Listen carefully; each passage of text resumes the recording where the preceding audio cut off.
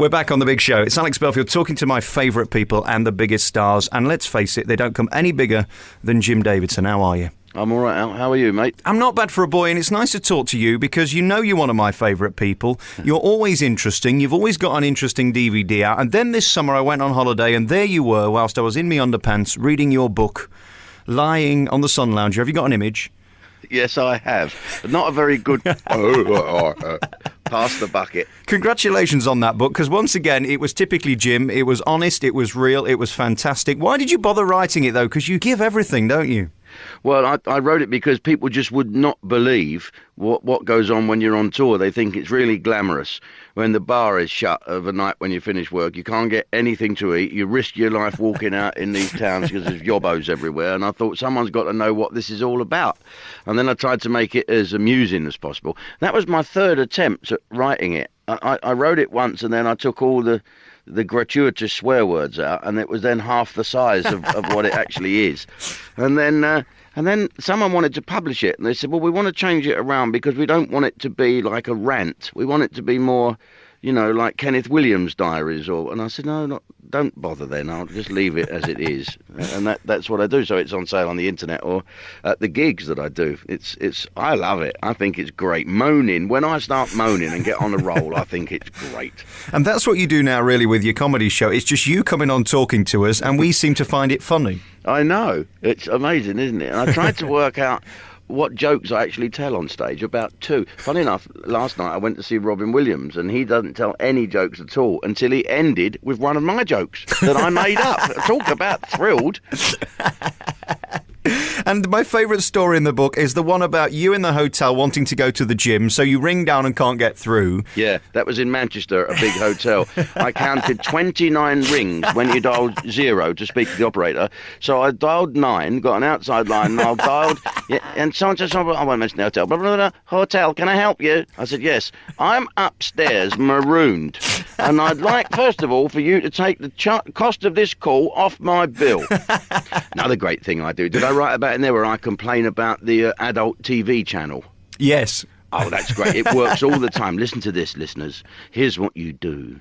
When you stay in a hotel, you put the old channel 21 or 22 and you watch whatever bits you want. And then no one ever watches a whole one all the way through anyway, do they? And then, so you go down in the morning and you say very loudly to this young girl who's working there, who's 12 and has no training for anything at all, excuse me, I watched the adult channel last night and it was supposed to be called Stewardesses Bending Over. It turned out to be a slapper in Colchester with a camcorder and rubber gloves, and I'm not paying. All right, so we'll take it off your bill. Works every time. Gets a laugh from the queue of people behind you. My other one at the moment is when I go and connect to the internet, my laptop is the only laptop in the world that won't connect to their internet for some reason as soon as I've downloaded my emails. Really? Well, at $17.99, do you think I'm made of money? Oh, well, there you go. There you go, mate. So I only need 2 minutes. It downloads ever so quick. And then you say, sorry, I can't connect. I don't know what happened. Yeah, I know. It's terrible, isn't it? And I've actually watched this. If you watch the Fantasy Channel, right, at night, there's a 10-minute free view. Now, they've sussed this out and they put the clips on so quickly. They're cut together, edited. Half a second, there's another thing on there. And it's edited so quickly, you can't just focus on one thing. Unless you record it all and play it back at 1/10 of the speed. You've got half an hour's free program. Don't worry about that. Thank God for Sky Plus. Yeah. At that -2, it's marvellous. Not that I know what you're talking about, of course. No, of course not. What's been happening? Because it's been a year since I last spoke to you, and all kinds of things have been happening. You've been back on tour, you've got a new DVD. You did that dreadful thing with Piers Morgan. Were you happy with that? No, not really. I didn't watch the thing with Piers Morgan. Piers is a sort of a mate. And when I did the Awful Hell's Kitchen programme, he was sort of lurking about in the audience, and he came over and spoke to me and whatever. And then I got a call saying, would you like to come along and do Piers' new chat show? Well, okay.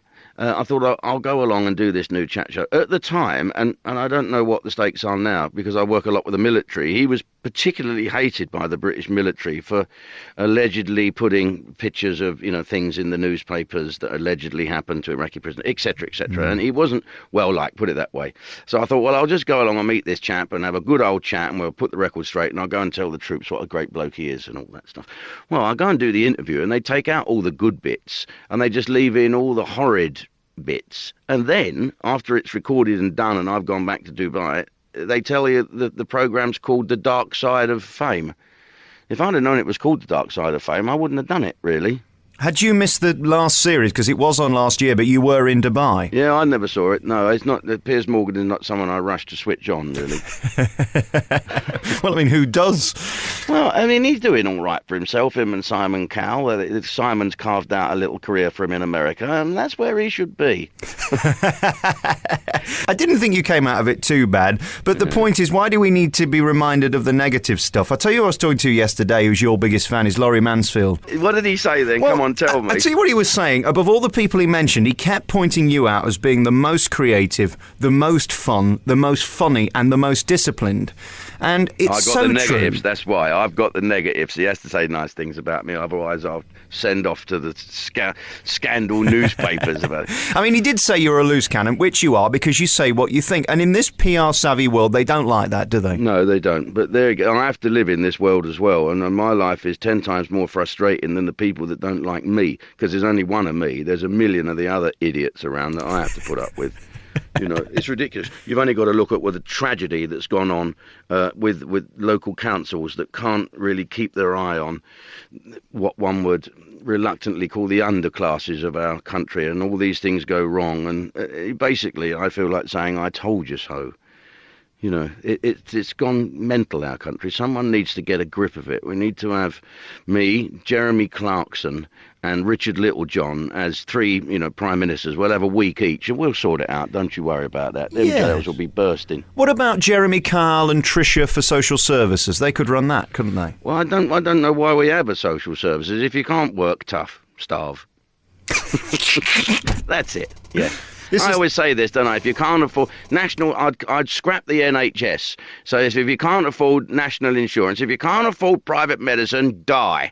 And I said, well, that's probably not the best slogan one could have, is to be liked by the poor. I'd love to know what the Daily Mail would make of that, or the Guardian. Well, the Guardian and ate my guts. But you think about it, people would say, well, hang on a minute, I'm not paying for that drug that will save my life because I shouldn't have to. And in the meantime, they go out and buy a widescreen television. What's more important, your health or what? I understand where people are coming from, but it's much simpler to opt out of it and say, look, all right, the NHS, you walk, shake hands with a doctor in there and you're going to die of some bug or, rotten food and horribleness. Well, then just don't get that widescreen telly, get your 600 quid and get some private medical insurance. Job done. How much of that do you actually believe, and how much of that is shtick? No, that's the truth. I believe that if people want to moan about the NHS, fine, moan about it. But in the meantime, opt out and get some private medical insurance. But would you agree that there is a certain proportion of society who actually can't even afford that, who don't have the plasma screens? I know what you're saying. There's nothing more frustrating than somebody saying they can't afford a dinner and then they're smoking 50 a day. Why can't they afford a dinner and smoke 50 a day? No, there's uneducated lowlifes in this country whose vote cancels mine, and I don't like them. You've just got to pick up the newspaper and hear these ridiculous stories about these people who want to opt out of society. They want to really opt out of society and want to be take all the time, and they're prepared to give nothing to their country. Well, I just have no time for them, and they deserve everything they get. Mm. And that's why you've moved to Dubai. You're sick of it. Yeah. Now I can be one of them lowlifes in Dubai, and no one will know. The fact is, my main purge now on stage, my main moan, is Mr. Average lowlife white man who says that immigration has ruined our country, and I'm totally against that. I think immigration and has made our country what it is today, and makes our country a better place to be. The only thing that needs to be sorted out is the political correctness of the whole thing. If they leave us alone, us Brits, we'll sort it out, but don't ram it down our throat that we have to love everybody, because you just fuel the bigots. I'm king of the bigots because I know that, because Clive Anderson just told me. Let's not worry about what he thinks. Is he still going, by the way? I haven't seen him in a while. Yeah, he is still going. Yeah, the comb-over's getting a bit more sun. I think he's Velcroed it to his head. Is he trying to be Donald Trump or something? What's the matter? I don't know what he's... But he is very bright, and about once a year he interviews me, and I have to have me tin hat on and Kevlar, and I get mortally wounded because he's so bright. And the things he says are quite true, if you're coming from that idealistic left point of view. I'm not. I'm just realistic, I think. One thing happened to me this year which taught me a great lesson. I was very lucky to get an hour with a friend of yours, Catherine Jenkins. I have been next to her snoring, and you know she sleeps with... I have, don't you worry about that. Actually, it was on the floor of a C-130 aircraft as we were flying into Kandahar, and she sleeps with her eyes open. I would if I was next to you. Yeah, seriously.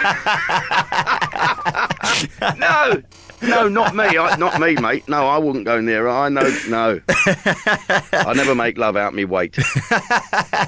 And the thing was, I'd spent an hour with this woman saying what an angel she was, what a wonderful thing she was, what an amazing thing she was. Yeah. Thank God you've never got involved in the cocaine and the drugs and this and that. And then, of course, the next day I pick up the Daily Express and she has. Well, I don't think she's got involved with all that. Like most young people, you know, you tend to try something out, and in a way you're a lesser person if you don't. What she had the great courage to do was A, not carry on down that dangerous road, and B, own up to and be honest about the whole thing. And you can't wish for anything more. She's a lovely girl, even though she does snore. And I'm going to deny the paternity suit that she's brought out against me.